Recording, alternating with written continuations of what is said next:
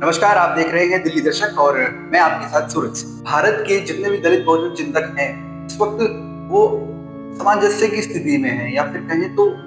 सोच विचार की स्थिति में है। उन्हें समझ नहीं आ रहा कि उनकी ही पार्टी जो मूवमेंट काशीराम ने खड़ा किया यानी कि बहुजन समाज पार्टी, आज उसके अंदर चल क्या रहा है। लोकसभा चुनावों के दौरान जब मायावती ने आकाश आनंद को उनके पदों से निष्कासित किया था यानी उनकी सारी जिम्मेदारियों से उन्हें हटाया था, तब कई कयास लगाए गए कि आकाश आनंद ने लोकसभा चुनावों में कई मंच के ऊपर भड़काऊ बयान दे दिए हैं, जिनको लेकर मायावती उनकी भाषा शैली थोड़ी पसंद नहीं आई, जिसके कारण उन्हें परिपक्व होने का कारण जो मीडिया में भी आया था और उसके कारण उन्हें भी निष्कासित किया गया। उसके कुछ समय बाद उन्हें फिर से उनके पद पर वापस लाया गया। दिल्ली के पूरे विधानसभा चुनावों को लीड करते हुए आकाश आनंद नजर आए। दिल्ली में अमित शाह के विरोध प्रदर्शन को लेकर जो तमाम डिस्ट्रिक्ट मजिस्ट्रेट्स के ऑफिस के बाहर प्रदर्शन हुए दिल्ली में, उनमें भी मेन लीड करते हुए आकाश आनंद नजर आए, गोकुलपुरी क्षेत्र में पहुंचे थे। बात समझ नहीं आ रही कि अचानक पार्टी के अंदर ऐसा क्या हुआ कि अपने भतीजे, अपने उत्तराधिकारी को ना सिर्फ जिम्मेदारियों से हटाया बल्कि वो उन्हें कहें तो पार्टी से ही निष्कासित कर,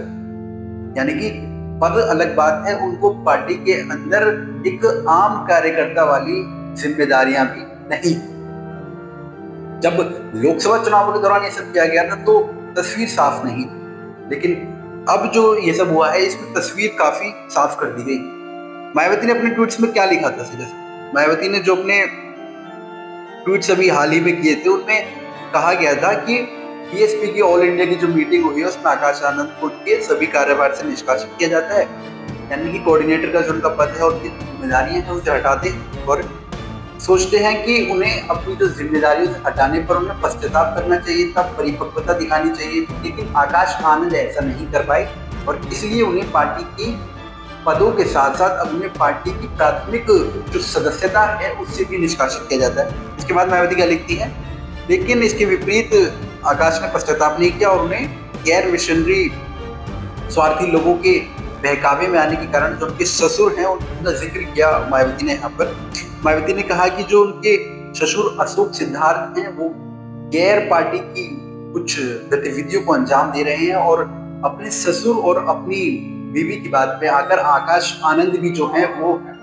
उसी प्रकार की गतिविधियों में कहीं ना कहीं लिप्त होते नजर आ रहे हैं। तो मायावती खासा नाराज थी। ट्वीट्स पे आप साफ देख सकते हैं मायावती के अक्सर ऐसे ट्वीट्स पर्टिकुलर किसी नाम को हाईलाइट करते हुए आपने कभी नहीं देखे होंगे, लेकिन मायावती ने यहाँ पर पूरा जिक्र ये भी करा कि ताकि जो मिशनरी से जुड़ा हुआ पूरा युवा है, मिशनरी से जुड़े हुए सारे लोग हैं, उनको क्लियरिटी हो पाए कि आखिर मुख्य वजह है क्या। क्योंकि इसकी वजह से कहीं जो मायावती डर दिखा रही है कि पार्टी के अंदर दोहरी गतिविधियों को अंजाम दे रहे हैं कुछ लोग, किस स्तर पर आरोप लगाया पर, तो मायावती वो चीज नहीं चाहती कि जो उनके कोऑर्डिनेटर जो लोकल से लोकल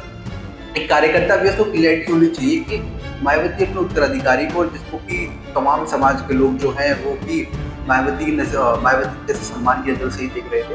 तो उनको क्लियरिटी होनी चाहिए कि आकाश आनंद पार्टी से बाहर हो चुके हैं और ये वजह रही है कि अशोक सिद्धार्थ जो उनके ससुर हैं वो गैर पार्टी की गतिविधियां कर रहे हैं और आकाश आनंद भी कहीं ना कहीं इसमें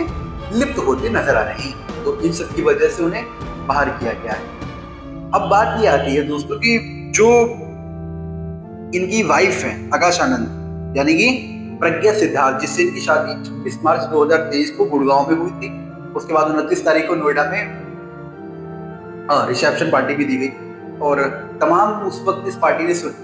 बटोरी थी क्योंकि इसमें बाहर के या फिर किसी वीवीआईपी गेस्ट को नहीं बुलाया गया था। मायावती ने तमाम अपने पार्टी के कार्यकर्ताओं और पदाधिकारियों को बुलाया था, तो एक सुर्खियों वाला विषय भी रहा था। अब लोग ये कह रहे हैं कि जिसको उत्तराधिकारी बनाया, जिसकी पार्टी इस विवाह मायावती ने कराया, अपने बेटे की तरह जिसको रखा, तमाम दिशा निर्देश दिए गए, तमाम लोगों के मन में आकाश आनंद को लेकर एक छवि बनी, एक युवा लीडर, एक यूथ लीडर, एक यूथ आइकॉन की तरह बने और कहीं ना कहीं अपनी जो भाषण हैं अब उनके पहले से और परिपक्व होते जा रहे थे, बहुत अच्छे भाषण देने लगे थे। तो आखिर अचानक ये सब क्यों हुआ? तो मायावती ने इसी को क्लियर करते हुए अपने दो ट्वीट्स करे और इसमें सब कुछ लिखा। आपको बता दें अशोक सिद्धार्थ कौन है? अशोक सिद्धार्थ जो कि 2008 में पार्टी से जुड़े, उससे पहले एक सामान्य डॉक्टर थे, 2008 में पार्टी से जुड़े, 2009 में एमएलसी में और 2016 से 2022 तक राज्यसभा में भी रहे। मायावती के काफी खास माने जाते थे, इसीलिए मायावती ने इनकी बेटी से अपने भतीजे की शादी करवा दी। आप दो तस्वीर और समझें, इससे पहले अभी आकाश आनंद के छोटे भाई की तस्वीर भी मायावती के साथ शेयर की थी और कयास ये लगाए जा रहे थे कि अब छोटे आनंद भी जो है वो पार्टी की गतिविधियों में आएंगे और पार्टी को आगे बढ़ाने का काम करेंगे। लेकिन छोटे आनंद की एंट्री से पहले ही बड़े आनंद एग्जिट करा दिया गया है और कहीं ना कहीं अभी तक समाज इस बात को क्लैरिफाइड नहीं कर पा रहा है कि आखिर ये और जो कदम है वो मायावती जी ने क्यों लिया, ऐसी कौन सी गतिविधियां, मतलब आकाश आनंद से ऐसी पर्सनल नाराजगी कौन सी मायावती को है और ये एक जो उत्तराधिकारी जिसको बनाया गया उसकी पार्टी पार निभाती है। और मायावती ने ये भी कहा कि जब तक मैं जीवित हूँ 8 साल तक मैं ही पार्टी मेरे होते हुए कोई उत्तराधिकारी तमाम पार्टी। और कहीं ना कहीं जो मीडिया है उसको इस बात का भी जवाब दे दिया गया कि जितनी भी पार्टियां हैं, आप समझ रहे हैं, जितनी भी पार्टियां हैं जो परिवारवाद के नाम पर बदनाम, उन्हीं पार्टियों में कहीं ना कहीं बीएसपी को लिप्त किया जा रहा था कि बीएसपी भी अपने उत्तराधिकारी अपने ही लोगों को, यानी कि अपने भतीजे को, अपने भाई को, इन्हीं को मायावती जो है वो आगे कर रही है। तो उन लोगों को ये बात से भी कहीं ना कहीं गहरा सदमा लगा है कि परिवारवाद को एक गहरा तमाचा जो है मायावती ने लगाया है और कहीं ना कहीं तमाम बहुजन और बीएसपी के मूवमेंट से जो जुड़े लोग हैं उनको एक कहीं ना कहीं पॉजिटिव मैसेज जा सकता है इससे कि पार्टी में आम और सामान्य कार्यकर्ता और चाहे वो बहन जी के परिवार के लोग, उन सबको एक नजर से देखा जाता है। जो भी गलती करेगा, जो भी पार्टी के विरुद्ध गतिविधियां करेगा या फिर जो भी